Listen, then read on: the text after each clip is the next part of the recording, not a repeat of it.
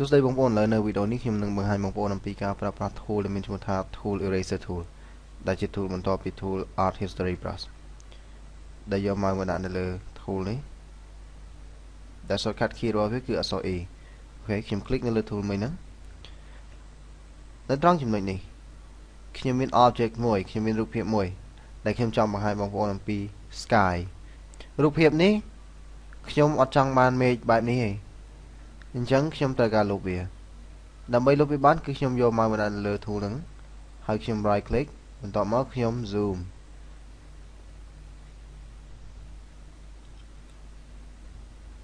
ឲ្យ eraser tool របស់ខ្ញុំមានលក្ខណៈធំតាមតម្រូវការដែលខ្ញុំចង់បានបន្ទាប់មកខ្ញុំ click សូមបញ្ជាក់ផងដែរបងប្អូននៅពេលដែលបងប្អូន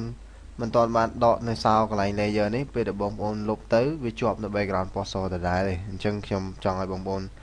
ដកនៅសោកន្លែង layer ហ្នឹងដែលបងប្អូនចុច Alt ហើយ double click នៅលើហ្នឹងអញ្ចឹងវានឹងដកសោបាត់ដាក់វាចូលវិញបន្ទាប់មកខ្ញុំលុប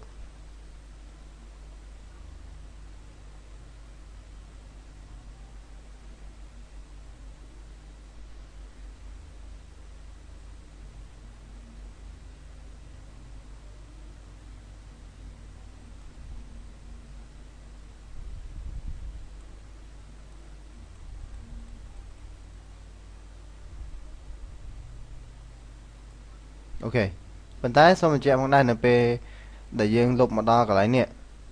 មានរូបដើមឈើមួយនេះពេលដែលបងប្អូនคลิกទៅដាច់អញ្ចឹងខ្ញុំចង់ឲ្យបងប្អូន zoom ឲ្យដល់ពេលដែលយើង zoom ដល់គឺយើងងាយស្រួលក្នុងការធ្វើការឬក៏ខ្ញុំចុច control លេខបូកអូខេបន្ទាប់មកខ្ញុំ right click ខ្ញុំបន្ថយនៅ brush របស់ខ្ញុំឲ្យទូចតាមតម្រូវការដែលខ្ញុំចង់លុបតមកខ្ញុំចូលទៅលុបនៅកន្លែងគៀនតូចៗអស់នេះខ្ញុំ zoom ខ្ញុំចុចអក្សរ F ដើម្បីឲ្យ screen full screen បន្តិចតមកខ្ញុំចាប់ដើមលុប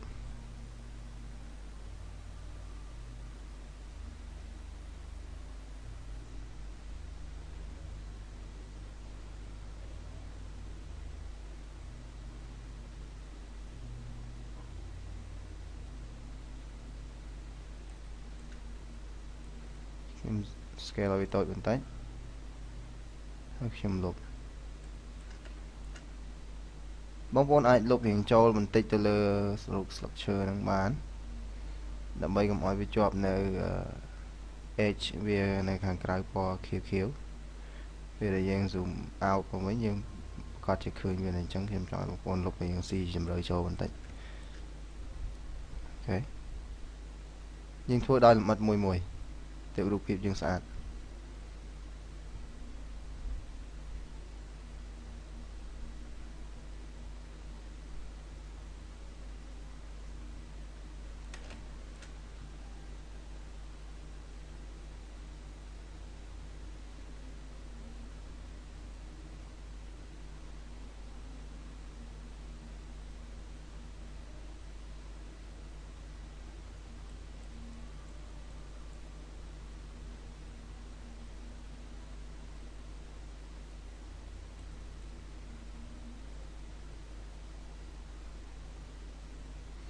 អញ្ចឹងខ្ញុំលុបវារហូតតតែវា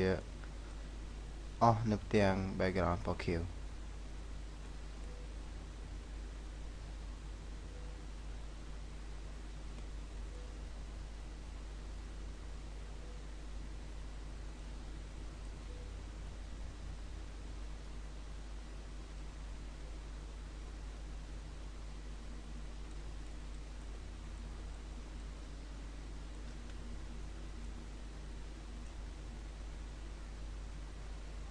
អញ្ចឹងបងប្អូនរងចាំខ្ញុំនឹងធ្វើវារួចរាល់អូខេចិត្តរួចរាល់ហើយបងប្អូន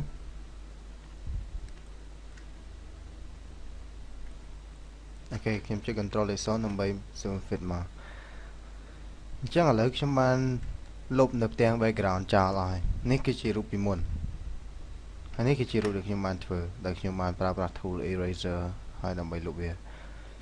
អញ្ចឹង tool eraser tool ជា tool មួយដែលយើងប្រើប្រាស់សម្រាប់លុបបែបនេះគឺវាមានលក្ខណៈងាយស្រួលសម្រាប់យើងនៅក្នុងការលុបនៅរូបភាពណាដែលយើងអត់ចង់បានដូចជារូប background ខាងក្រោយដែលខ្ញុំបានលុបអំបញ្ញមិញគឺបងប្អូនកលេចមើលទៅស្លឹកឈើនេះទៅគឺហាក់បីដូចជាมันមានជាប់នៅផ្ទាំង background ពណ៌ខៀវខាងក្រោយឧទាហរណ៍ថាឥឡូវខ្ញុំចង់យកមេឃអីមកដាក់មួយផ្សេងអញ្ចឹងខ្ញុំចុច Control O ហើយខ្ញុំយករូបមេឃមួយនេះហើយខ្ញុំ double click ដើម្បី open អូខេបន្ទាប់មកខ្ញុំយក move tool ហើយទាញចូលខ្ញុំនឹងឃើញមេឃមួយដែលខ្ញុំបានដាក់ចូលនៅក្នុងផ្ទាំងរូបភាពរបស់ខ្ញុំប៉ុន្តែខ្ញុំចង់ឲ្យមេឃហ្នឹងគឺនៅខាងក្រោយខ្ញុំទាញ layer ដាក់ខាងក្រោយអូខេតោះមកខ្ញុំ Control T ដើម្បី transform វាឲ្យធំ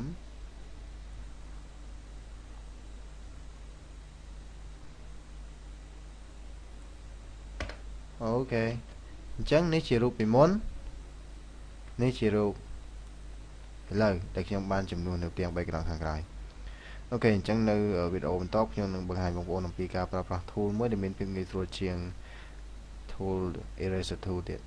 គឺដែលមានឈ្មោះថា background eraser tool អញ្ចឹងតើ background eraser tool វាខុសគ្នាពី eraser tool យ៉ាងណាអញ្ចឹងនៅវីដេអូបន្តខ្ញុំនឹងបង្ហាញបងប្អូនលម្អិតឲ្យច្បាស់អរគុណច្រើន